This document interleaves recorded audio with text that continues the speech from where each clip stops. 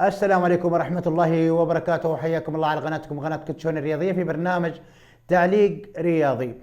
طبعا اليوم لعبت مباراتين في دوري روشن، في مباراة مقدمة وفي مباراة مؤجلة. المباراة المؤجلة كانت بين الفيحة والاتفاق، اللي انتصر فيها الاتفاق بهدف يتيم تقريبا في الدقيقة الأخيرة ليوسف نكاتي، هدف جميل فيه سينمائي زي ما يقولوا، اللي باكورد في الزاوية البعيدة على يسار الحارس، واختتم في الدقيقة الأخيرة، وكذا خطف نقاط الفيحة اليوم الاتفاق، وكانت مؤجلة من الجولة 22.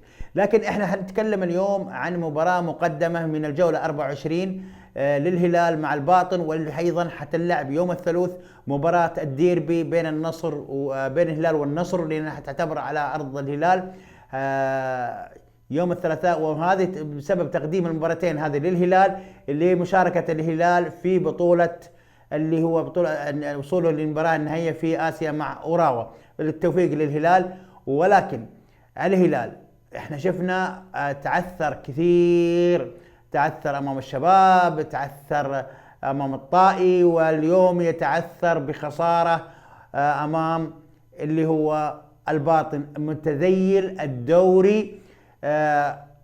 طيب ايش الاسباب يا معاذ؟ اسباب احنا شفنا في الاوان الاخيره، بخصوصا بعد رجوع الهلال من اسيا وكذلك بطوله العالم، بدا الرتم عند الهلال يقل كثير، سواء من اصابات، سواء من اللي هو غيابات بسبب تراكم كروت او غيره، وكثير وكثير وكثير. يعني شفنا تغير في التشكيل التدوير اللي يقوم فيه دياز. انا في وجهه نظري في بعض غير المباريات، وهذا انا اللي انا تكلمت عنه، قلت لما قلت الضغط اللاعب الوطني او بالذات اللاعب السعودي ما يتحمل انه يلعب بكثره، فالتركيز على اكثر من جبهه. الهلال صحيح فريق بطل، ولكن مشكله الهلال انه يلعب في اتجاه كذا كاتجاه، يعني يبغى يحصد، هذا حق وشرع من المشروعات، اللي يبغى يحقق الدوري، يبغى يحقق كاس الملك، يبغى يحقق كاس اسيا، يبغى يحقق هذه يبغى لها فريق عارف العناصر الكامله بما فيهم البنش اللي هو الدكه يكونوا في نفس مستوى واحد. قد يكون اللي هو بسبب ان الهلال موقوف فترتين عدم تسجيل اللي اثرت على الهلال بكثير، كذلك اصابات زي ياسر الشهراني، زي سلمان الفرج اللي رجع اليوم، وكذلك ياسر الشهراني نقول الحمد لله على السلامه، رجع اليوم، شفناه في مباراه الباطن. لكن انا راح اتكلم عن المباراه الديربي، المباراه اللي اليوم زي ما يقول راحت بخير وشر. في الجوله 24 مقدمه مع الباطن، انتصر الباطن بهدف وحيد رغم انها تسجلت من عديد الشوط الثاني تقريبا في الدقيقه 49 استغلها، ولكن الوقت هذا كله احنا شفنا في الشوط الاول المدرب الباطن لعب بتكتيك عالي 4-5-1 وتضييق المساحات على لعيبه الهلال، وكذلك التشكيله اللي لعب فيها مدرب الهلال تقريبا لعب التشكيله، لعب بالعويس وناصر الهدهود كطرف يمين، وناصر الدوسري كطرف يسار، وشفنا كذلك اللي هو الجحفلي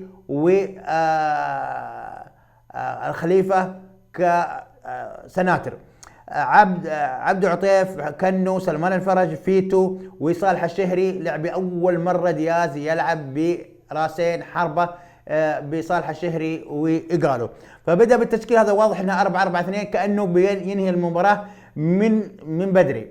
ولكن واجه دفاع منظم، دفاع يعني حتى احد اللاعبين لما سووا معه مقابله في نهايه المباراه تكلم قال احنا نتدرب عليها لنا تقريبا اسبوع او 10 ايام نتدرب على هذه الطريقه، واتقناها بكل اتقان ولله الحمد، ويعني وانتصروا.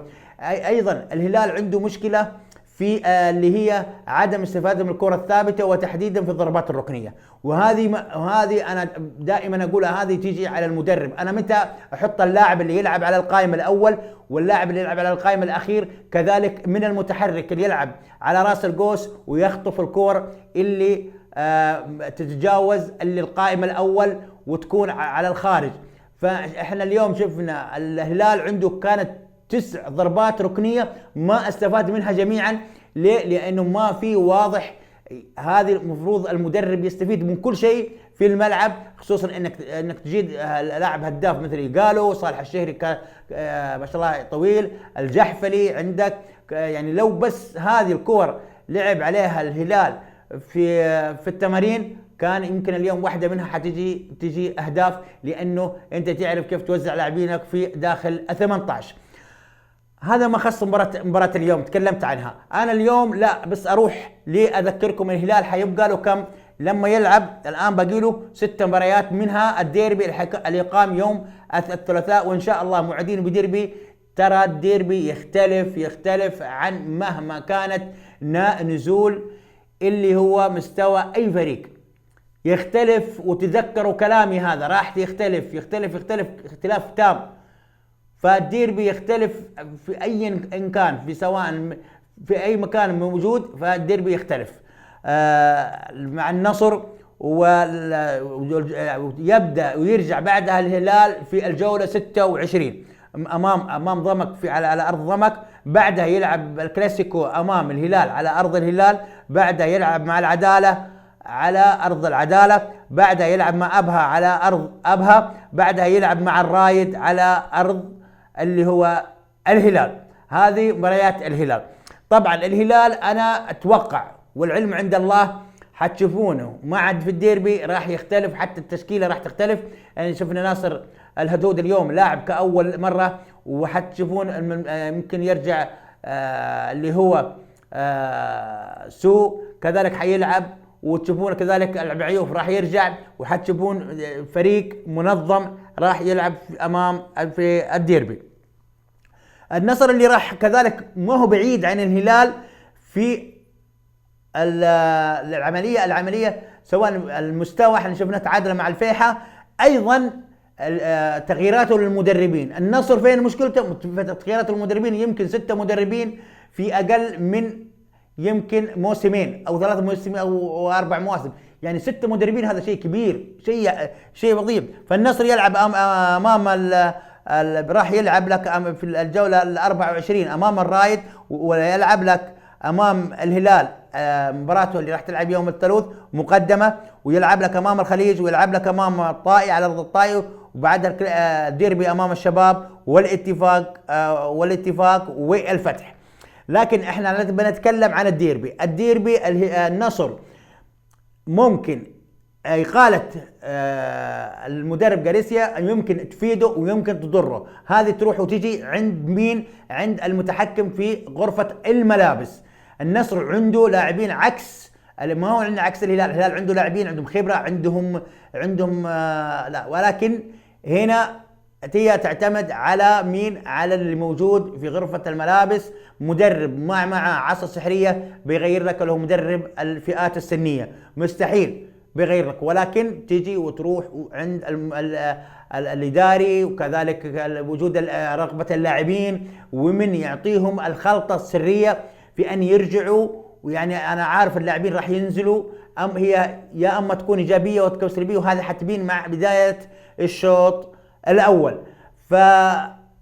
فالهلال الوحيد اللي الآن هو كذلك يمكن يرجع ويتعافى، أو أول مباراة حتكون بالتعافي هي في مباراة الديربي، حتى ولو إنه راحت المباراة إلى التعادل، فتعتبر حاجة يعني كويسة للهلال إنه تعافى قبل بطولة اللي هو بطولة آسيا. قبل بطولة آسيا، فرجوعه حيكون وعلى الأقل عطل أحد المنافسين اللي هو النصر في الدوري لين رجوعه مرة ثانية إلى الدوري. أنا أقول الهلال، وأتوقع هذه المباراة تذكروها من الآن، المباراة حتكون صعبة جدا جدا على الفريقين سواء الهلال أو النصر، لأن الهلال يعاني حاليا فنيا بغياب لاعبين وتشكيلات مختلفة من دياز. أيضا هناك عندك مدرب النصر جديد من الفئات السنية، قد ما يضبط أو قد تكون وتنجح معاه، وهي حتكون المحك الرئيسي للاعبين، لأنه كانوا يشتكون من المدرب وطريقة المدرب واسلوب المدرب وتكتيك المدرب، فهم الان قدام محك رئيسي في هذا الديربي. احنا في انتظار ديربي ان شاء الله يكون ممتع الى الفريقين سواء للهلال او للنصر. احنا يهمنا احنا نشاهد مباراة على مستوى عالي. تحياتي لكم، هذا كل ما عندي انا ابو معاذ على قناتكم قناة كوتشون الرياضية. لا تنسون من دعمنا في نشر القناة بالاضافة الى كولد السناب وكولد الانستغرام. تحياتي لكم، واي استفسار انا في انتظاركم، مع السلامة.